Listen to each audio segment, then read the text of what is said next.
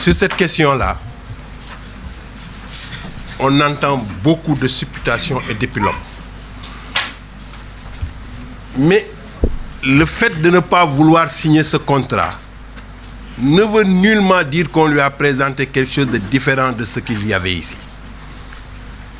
En tout cas, moi, ce que j'en sais sur cette question bien précise, c'est que cette affaire-là n'a pas commencé au mois d'avril.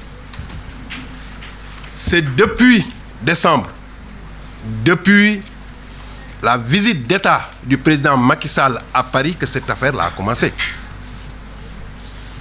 Le président est allé en France avec des ministres, pas tous les ministres, des ministres, des hommes d'affaires et des parlementaires.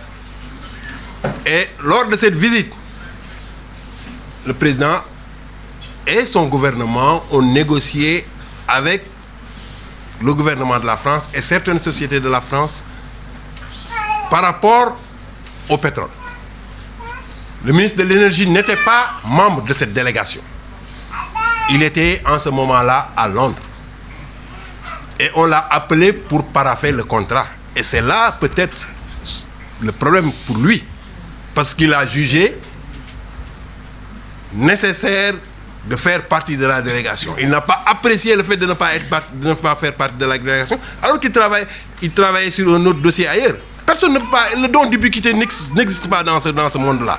Être ici et ailleurs, il n'y a que Dieu seul qui peut le être. Donc, c'est ça la source du problème.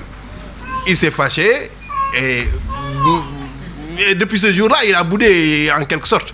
En fait, moi, c'est ça que j'en sais. Mais le contrat qu'on signe pour toutes les sociétés, c'est le même contrat. Et aujourd'hui, on n'a pas encore dit que ce n'est pas le même contrat. Tel que je connais le ministre, s'il y avait un contrat différent, il serait sorti pour dire que ce contrat-là est différent de celui qu'on avait. Tel que je le connais, c'est comme ça qu'il se serait comporté. Mais il a paraphé le contrat et il est venu à Dakar. Donc peut-être il y a d'autres raisons qui sont différentes des raisons techniques pour ne pas signer ce contrat-là. Mais ce contrat-là, il est comme ça. C'est le même contrat pour tout le monde. À ce que j'en sais. D'après lui, tout ce qu'il a dit sur la télé. À la télé, sur TFM et sur la RTS. Et d'autre part, le ministre a été invité à l'université Cheikh Anta Diop. Et ce jour-là, il a dit que il faut que nous fassions comme Dubaï. Et il a dit le président Macky Sall est sur cette voie. Je ne vois pas maintenant, en quelques mois, comment est-ce qu'on peut dire qu'il était sur cette voie et qu'on change d'idée. Ça, c'est peut-être... Ce sont ses raisons à lui que je ne connais pas. Vraiment, je ne sais pas pourquoi il n'a pas signé. Mais le contrat, c'est les mêmes types de contrats. L'incident de Paris, c'est un incident qui existe réellement. Et ça, vous pouvez vous vérifier, vous les journalistes, vous avez des créneaux pour vous renseigner. Merci. Merci, M. Wade. Mohamed Beloufal du quotidien 24 heures. Tout à l'heure, vous avez listé un certain nombre de réalisations du président Macky Sall. Association. Donc là, j'avais convoqué des personnes ressources que j'avais cooptées. Et parmi ces femmes, elles étaient presque toutes des présidentes de groupements, des présidentes d'associations, ou bien, en tout cas, ou bien des, comment on appelle ça, des présidentes. Elles étaient toutes des présidentes. Donc je me suis dit que ça ne peut plus être une association, ça peut être qu'un réseau. Et tout à fait, au début, c'était un réseau de développement. Parce que moi, je suis dans le développement. Je suis chef d'entreprise. Et on a eu à dérouler des actions. Mais non seulement le RELF était de développement, mais à la fois politique, parce qu'à l'époque, j'étais avec Thierno Alassane Sall.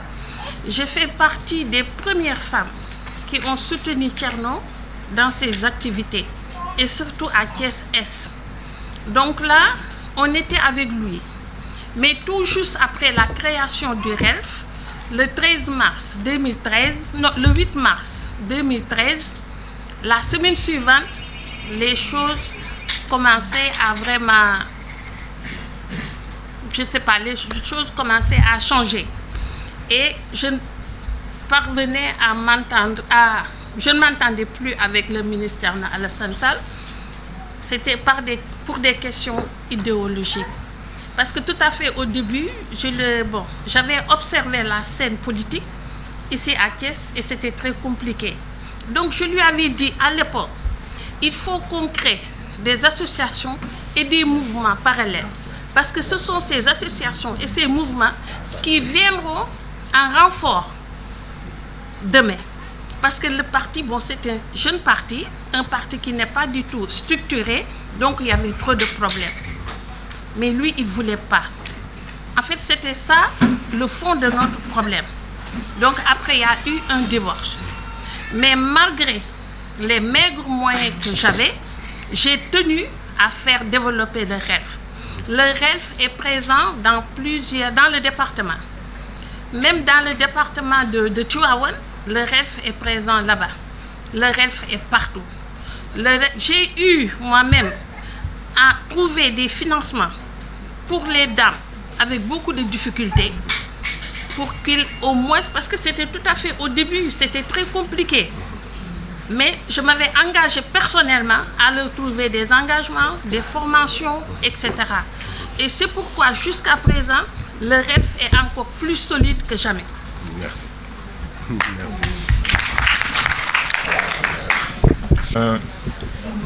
Thierno Alassane Sall yaakaar naa ñun suñu xarit la te bu dee bëgg la rek ak boo ko laajee moom xam na ni ñun ñi ko gën a bëgg ci Thiès ñun ci leen bokk mais li ñuy wax nii li ñu boole ak moom mooy question de parti parce que boo xoolee suñu première sortie ci parti bi dañ ni parti bi ni ñu koy manager à Thiès baaxul loolu lañ doon wax di ko coow loolu tamit du question diggante nit ak nit bu ñu personnaliser débat bi du diggante nit ak management boobu ñàkk a baax googu mu ñàkk a baax parce que feeñ na tey jii biñ ko dindee ci poste bi mu nekkoon gis ngeen tey jii ni parti bi di mel na lu débloqué wu mel na luy noyyiwaat parce que gis ngeen ñu commencé tenir ay réunion ci APR Benno Bokk Yaakaar partout te amul benn problème loolu lañ doon demandé loolu lañ doon jooy tey mu kii mais du question dañu am benn diggante suñu diggante ak moom boo xamante ni kii déedéet lii moo ñu boole bu doxul dootuñu àndati parce que avant parti bi xamante wuñu woon kon bu ñu parti bi boolee pour parti bi dox la bu fekkee parti bi mënatul a dox aussi tamit beneen bi ci des ñu ni Thierno Alassane Sall comme coordonnateur communal loolu ñun nit du contredire sa bopp jour bañ ko waxee dañ ni loolu gëmuñu ni président moo ko wax mosuñu ko woon nangu kon tey du tey day ñëw ba fii tey tamit ñu koy nanguwaat tey loolu musuñu ko jàppee comme coordonnateur parce que li ñu xam bari na parce que dañuy parti bi li sëñ bi wax léegi jóge bii muy jógee ci gouvernement bi mi ngi ko doon préparé depuis mat na ay 6 mois ci ginnaaw peut-être ban koy wax fii nii ñu bari dañoo yaakaaroon ni dañuy dof wala leneen ak leneen mais yàgg na ko préparé ci côté bu nekk kon tey fii ñu toll nii day doog a jot rek mu def ko mais du loo xamante ni dañ ci toll mais comme coordonnateur communal moom li ñu wax mooy président bëgg nañ fi kilifa fii ci biir dëkk bi koo xam ne mën na fédérer nit ñëpp nekk mag liggéey boobu nag Augustin Tine mi nga commencé di ko def di dajale nit ñi ñu ngi koy encouragé parce que moom tamit mi ngi koy def ci département bi yëpp bëgg nañ ko ci aussi tamit ci commune bi ku mel noonu aussi tamit mu nga demee mu continuer liggéey boobu loolu daal la ci doon je vous remercie. J'ai un peu oublié votre nom. dama jàpp ni monsieur Fall ñun élection 2012 premier tour 7% lañ amoon man maa ngi fàttaliku bis bi Macky Sall di njëkk a ñëw sama buntu kër keroog bi mu demee dafa am ñu ñëw ni ma yow da ngaa màndi wala da ngaa dof mënoo dem seet candidat buy am dara nga jàppale ko mais ngay jàppale kii man leen kii laa gëm ni moom mooy am dara 7% lañ amoon en 2012. 2014 Benno Bokk Yaakaar mi ngi am 34%. kon jàpp naa ni travail politique boobu ngay wax dañ koo def bien que nag moom moo ñu gagné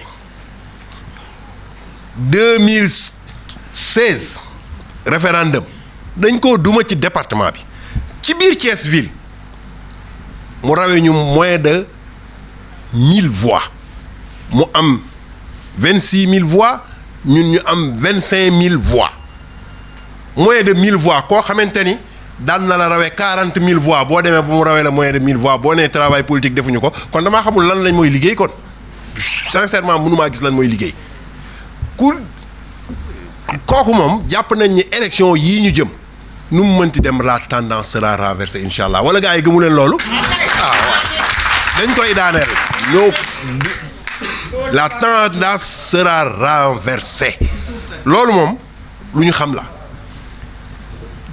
jàppuma nag nga dajale sa njaboot ñu dajale suñuy njaboot di waxtaan ak ñoom di wax ci parti bi ni jàpp ma ne loolu nekk dispersion que ba ñuy woo mouvement de soutien ñun ña nga fa woon programme bañ doon defar pour dëkk bi ña nga fa woon lépp lu ñuy woo dëkk démb la ñu mujjee gunge le chef de cabinet du ministre de la jeunesse ñu gunge ko ci biir dëkk bi pour muy def ay action politique am donc waa dëkk bi moom commencé nañoo ànd seen ànd bopp le ministre des forces armées heure bu wootee mi ngi fexe nit ñi dem ñi nga xamante ni daawuñu ñëw sax mi ngi fexe ñuy ñëw ci biir réunion yi di daje ñëpp di daje di waxtaan liggéey bi mu liggéey ci département bi ba nga xamante ni l'ensemble des maires yi nekk ci département bi Thiès yëpp ñëw nañu rejoindre APR rejoindre ko c'est un travail à saluer te loo élection yi ñu jëm nag élection département la du élection commune de élection département la